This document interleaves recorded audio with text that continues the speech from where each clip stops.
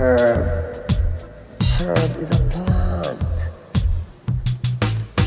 I mean, herbs are good for everything.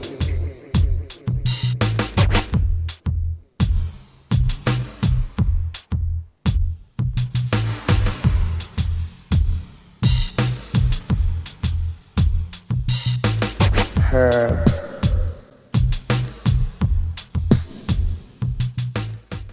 Welcome to Eugene Cannabis TV. You made the trip, and we got my friend Will, Reverend Will, beside me, and I got DanK on this side. We got some interesting stories, and the big news in Eugene is that our friends at the greener side were raided. Protecting the public from a dangerous entity like the greener side, so we definitely appreciate the public safety looking out for us. I'm not going there. I know. So anyway, the Registered Guard had an article on it. By this is written by Jack Moran, and I found to be fairly. I think he wrote reports fairly. I'm trying to say, so the greener side was, like I said, raided by the Lint, and Brian Michaels is representing him. The two ladies, Chelsea Hopkins, the owner, and Jill Tanner, the worker, were arrested and detained and then released. So at least they haven't been locked up yet. Well, you know, it's like the state police sergeant Eric Fisher says. You know, he goes, well, you know, they have to be selling it, and they have to be selling it for profit. All right, so here's a question for you folks. What business do you know in this country that actually operates without making a profit so that they can pay for their overhead? Simple question. Okay, just think about that, all right, because we're asked to do this. Okay, we are definitely supposed to be working, creating, and getting this herb to people without making any money. Yeah. Now, I'd like to have the police, or I'd like to have the district attorney or the judges go a year, you know, without pay. You know, just do it out of the goodness of your heart. That's what you're asking us to do. Okay, let's see how that flies. Great point. I love it. That's great point. Also, they make the accusation that there's possible connections with some facilities in Medford, which were raided the same day. They know each other, friends, but they have no business association, so the businesses are not related in any manner except for the fact that they're doing similar functions by helping patients and providing patients resource. Which is what the will of the people mandated to the state to do, but the state's too lame to be able to take it on and actually get medicine to the people. So while the people are doing all the work and they can't get paid for it, the state's going to sit there and make you get a card, make you go to a doctor, and have yourself, you know, you have to pay for a signature, basically. You know, these two things are a crime in itself. The state is supposed to be taking care of us. That's what the people said. They're not doing it. When people try to do it, like these friends of ours were, then they get hammered by them in this process. You can't sell it in the street, you know, and you can't sell it by being in a building because then you have to have some overhead. So once again, it's one of those beautiful catch-22, no-win situations established by the government. Love it, folks. You must love it because that's what goes on around you all the time and you pay no attention to it. That's right. And court support, we need to help our good friends. The court date coming up is June 6th, and that's at 8:30 in the morning. We need all the people we can to get there. If you are a supporter, especially if you're a supporter of freedom, I would really recommend you be there, or at least please try to be there. I will be there. I know Will be there. We're going to try to fill that courtroom up. It's called court support, and it can help. When you get people into these courtrooms, the people there see what kind of, they have a lot of support. People, friends are worried about them, and it can make a big difference. It really can. Well, you know, one of the things I was told recently is people were afraid, people who have been part of this process with the greener side, has been afraid to support them because they're afraid that their names are in this computer, in their computers and stuff. And I'm trying to explain to these people that understand any information that is in their presence is also in the presence of Salem, where the police can go to at any point in time and say, hey, we think there's an illegal grow going here, and they investigate. Is this not correct? Yeah. Okay, so the thing is, it's your own fear that you're generating that keeps you from being empowered in this process to do something as simple as to show up downtown to support the rally that we had, to show that there were people who are being helped by these people. Understand, folks, as long as these straight people out there think that they've got it down, that it's the degenerates and it's the robbers, rapists, killers, murderers, all these people are the ones who smoke pot. As long as that's their image, we're not going to go anywhere. And the only way we're going to change that image is by people who have the ability to have jobs and things instead of being sick and having to be home, to step forth and say, yes, I smoke herb, and you know what? It helps me to get by. It helps me with my pain. It helps me to deal with a society that lies continuously and says that marijuana is bad for you. So I showed today on synthetic marijuana. Is there any marijuana in synthetic marijuana? No. So why are you calling it marijuana?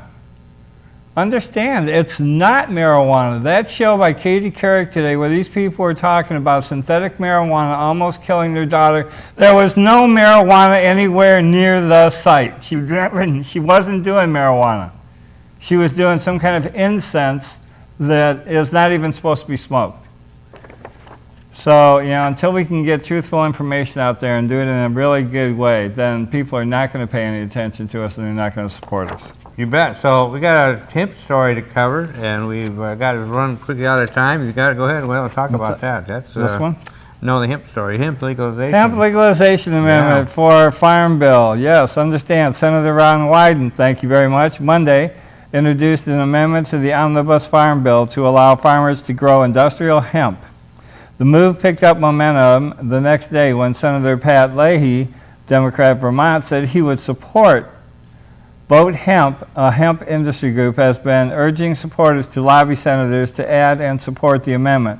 There is an opening on the Farm Bill this year because it failed to pass last year. Wyden wasn't alone. The bipartisan amendment is co-sponsored by Senate Minority Leader Mitch McConnell from Kentucky and Senators Jeff Merkley from Oregon and Rand Paul from Kentucky. So understand, folks, we are optimistic that the hemp amendment to the Farm Bill will pass and be attached. Tom Murphy, the National Outreach Coordinator for Vote Hemp, told the Post. We just received word from rural Vermont that Senator Patrick Leahy will support the amendment. Now, the whole thing is, the only thing we can do is pray that we're going to be able to do this as a state. Because that's the key right now, is the states have been afraid of their government. So attorney generals, please step up. Interpret the law so it benefits the people and not the federal government. No more blackmail by the federal government to make states do what they want them to do. That's what they did with other countries, and now they're doing it within our borders. This needs to cease, and it takes every veteran out there as well as every aware person to stand up and make a difference. Definitely. So, vote hemp. That's Vote hemp. Excellent. Yes, that's incredible thing to think about, and we're getting there. So we'll be right back. So yeah, I did my first legalization thing in 1974, stationed in the Air Force in Thailand. We bothered to smuggle about 2 pounds of seeds onto the Air Force base, and we planted them in planter beds all around the base. And some of the gardeners were cooperative, some weren't, but it was fun. And I worked in a photo lab, so Normal had just come out then, brand new organization. I said, wow, this is cool. And they had this very nice legalize it sticker. So we went in the lab, we made a copy of it, printed them up 6 to a sheet, cut them up, double stick them adhesive, put them in the latrines, on the buses. It was great, and nobody knew where it came from. Well, late 90s, or mid 90s, came to Eugene, started working for a fellow named Bill Condi. And I got to drive a truck around Oregon that had pot leaves painted all over it. You know, and I drove that truck for 5 years, pot leaves all over it, and I was never pulled over by a policeman. I got honked at a lot, only flipped off once. And since Bill's place, the Hemp Fest and all of that, when they closed Bill down, I lost a job. I was making good money. I don't make now what I was making then. And it made me mad. And I'm Scandinavian, and I don't forget. It takes me a while sometimes to do something, but I don't forget. And so I've been fighting since then, very actively. That's how I get to meet Dan and Jim and, you know, Judy and Lex and all you good people, man. I've seen so many of these faces so many times, and we're here year after year. And I thank you for that, because it's this little bit, you know, this is what we get out here. And without this, there wouldn't be a legalization movement. So one short story in Missouri. There was a fella in 2011, went to a hydroponic store, was going to start a squash and corn indoor grow with his son. Well, a state policeman took down his information and gave it to the local police. Well, the local police started watching his trash, and then they started going through his trash. And then they got a positive test on something in his trash. And, well, they got a warrant from the judge, and they got their SWAT team together, and they made a raid on this man's house. It's a family man. Sorry. It's the attraction to y'all. I just drawing closer. So the police, they got their warrant from the judge. They put the SWAT team together. They made the raid. And you know what they found? Corns and squash. How embarrassing. And that's what this country has come to with the war on drugs and making pot illegal.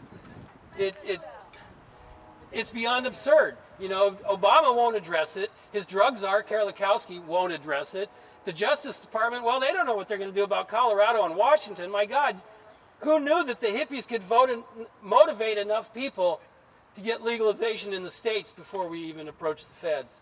Well, Oregon's coming. If we don't do it in 2014, it will be in 2016.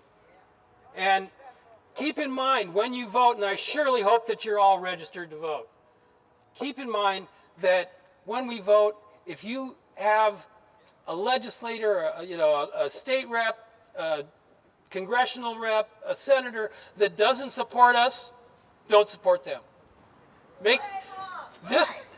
Legalization is about freedom. When I was a kid, we learned about freedom. Oh my God, you know, it was everywhere. Davy Crockett and, you know, C. Hunt and just, it was everywhere. Lex is nodding his head. And this is, you know, black and white television of the 50s, so, you know, Leave It to Beaver, everything was really cool. But still, we were proud about freedom and liberty. And this is so anti-freedom, anti-liberty, anti-American that it has to end. So, when the votes come up, when the letters come out, write your own letters to the editor, attend these events, educate yourself, educate others, keep doing what we've been doing for a long time, and we will be legal before I die, I hope. So, there you go. Thank you. Welcome back, and we're here with friend Eric, and again, you got DanK here, and we're talking about the raid at the greener side. We spoke about that earlier, and we have want to talk about it a little bit more. Eric has some insight into it, and also we wanted to thank KEZI, specifically Jennifer, for coming out and doing a great job of covering our rally. We had a rally last Friday in front of the Lane County Jail, and we had a good turnout. We had 25 people. Only, like I said, only one media person, unfortunately. We sent a press release to all the rest of them. So anyway, it was a good, I think it was still a pretty good turnout. Yeah, especially there was some rain. The weather wasn't very good. It was last minute, very impromptu get together. And so, yeah, I'd like to thank both of us, everybody who did show up. It was very good for your support. Yes, definitely. And the people down, I think it was 4 people arrested in Medford the same day, and I believe they're still in jail, if I remember correctly. Yeah, that's what I've heard. And they had their own rallies down there, as well as support for the providers down there in the Medford area. The thought is that they timed that raid so that it would be on a Friday, So they would get in jail and then wouldn't get out because of immediately because of the weekend. Then the weekend holiday, that's 3 days, so they probably won't be out until Tuesday. And they do that on purpose just so they can get them in there longer. Yeah, you know, and the thing about it is, what people need to understand, you know, when you see these raids on the news, you know, I've went on some of the websites and saw some of the comments that people make about, good, you know, these potheads don't deserve, you know, whatever. The biggest point about these centers, these medical marijuana resource centers, medical access points, is what this does for the community. Now, I know some people might be thinking this sounds absurd. How can anything marijuana related do anything for the community? Without these centers, many of the people who go there have only one other option, and that's the black market. For many of the people who have to go that option, the reason why they go to these centers is they do not want to participate and contribute to the black market. Centers like these open up because there is a drastic need. One of the holes in the Oregon Medical Marijuana Program is that the way it is stated is that if you're a patient, you can obtain a grower and then they find someone to grow for you. That's assuming that every person who's a patient knows somebody who can grow marijuana for them. And that is most often not the case. A lot of times patients have to find growers, they have no idea who they are, and then they're usually left on the short end of a stick with a shady situation. And in that instance, there's not even anybody to report that to. You can always cancel your contract with the grower, but now you're left with no grower at all. These centers should have been instituted in the beginning of the medical marijuana program from the beginning. Now, I understand there was some hesitancy in how you could work these things out, but the desperate need for these centers is should be evident to the amount of people who have been protesting and the amount of people who are now going to be out on the black market having to get their medication from people who they do not know. And the other problem that this possesses is, you know, something right now that's really big in Eugene is the failed city tax that just didn't pass. One of the arguments against it was that there are too many resources that are being wasted. Anybody who doesn't think that these raids and these medical marijuana resource centers is a waste, if you don't think that these are a waste of resources, you need to have your head checked. And let me tell you something right now. Just in the last 7 months, there have been many press releases by the Lane County Sheriffs, by the Eugene Police Department about all these criminals they're going to have to release. I've got a couple of them here. One of them is, in big scary letters, talks about them having to cut the child porn investigations.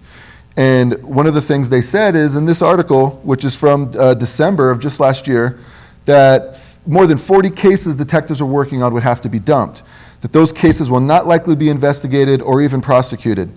You can believe that there's not a single medical marijuana prosecution case that will ever get dropped.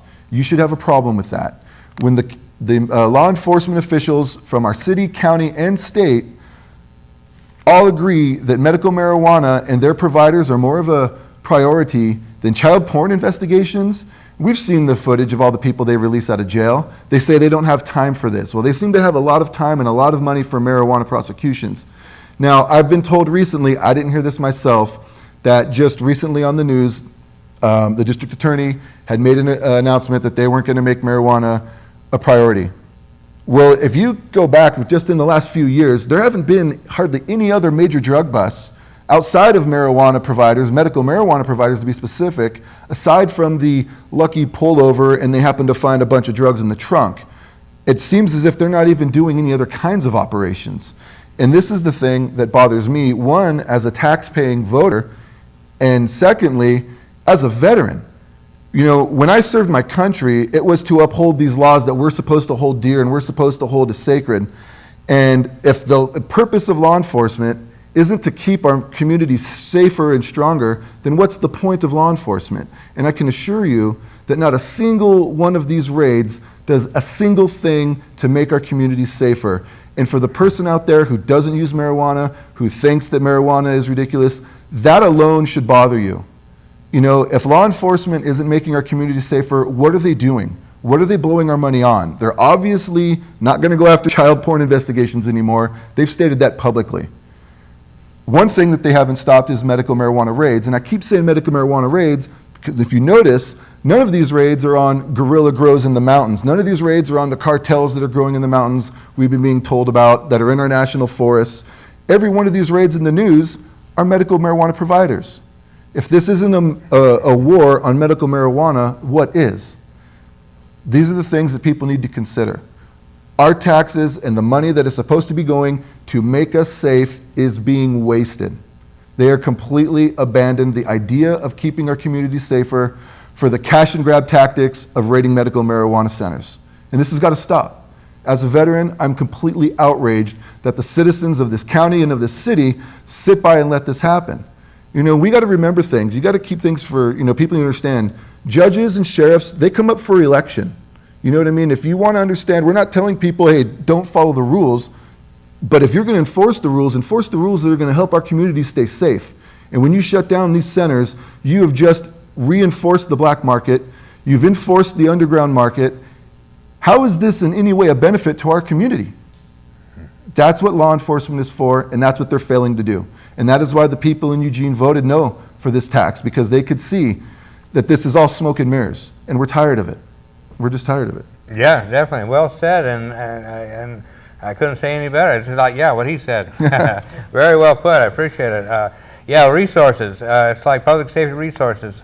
I see the Lane County Sheriff used to, haven't for quite a while now, but Lane County Sheriff Department running down Main Street enforcing traffic laws, you know, and they can't keep them out in the rural area, but they got downtown running around. The same thing with state police. So anyway, they said resources, and this will continue. So rally June 6th, please be there. 8:30. 8:30 in the morning. Thank you, Eric, and we will be continuing. Hi everyone, I'm Thomas Paine for POT, and tonight I'm dedicating this show to our founding fathers who gave us our Declaration of Independence and liberty versus tyranny. Tyranny being the oppression, complete oppression over a person's mind, telling them basically how we are to think, what we are to think. Thomas Jefferson put it this way. He was actually given the credit for the word being coined in our English language for tyranny, being complete oppression. And he said, if we let the government tell us what foods to eat and what medicines to take, our bodies will be in as miserable as a state as are the souls that live under tyranny. That's how miserable we will become if we let the government do what they have done. They have completely turned it around. Here, people, this year we're looking at 76 years exactly of marijuana prohibition here in year 2013. Subtracted from 1937. I think I did my math right. But the thing about what we're faced with today is we have got a revolution on our hands. We've got to revolt. It's time. And 420 made me realize this. And when I broke the number 420 down and looked at our country's 225th anniversary, I saw it looking me right in the face. And I was in D.C. For a normal conference in '04 when I took a good hard look at that. I knew something was strange about our 225th anniversary. Nobody was even getting ready for it. Where was the president? He was on vacation, taking the longest vacation of any president in the history of the United States. And this is a guy who was scammed into office. That's when the American experiment was over, in 2001. Now what does 420 have to do with this on our 225th anniversary? 2 times 2 is 4. 4 times 5 is 20. And our American experiment is over. So now it's time for our revolution. And it took something, here locally. Sometimes it just has to hit home.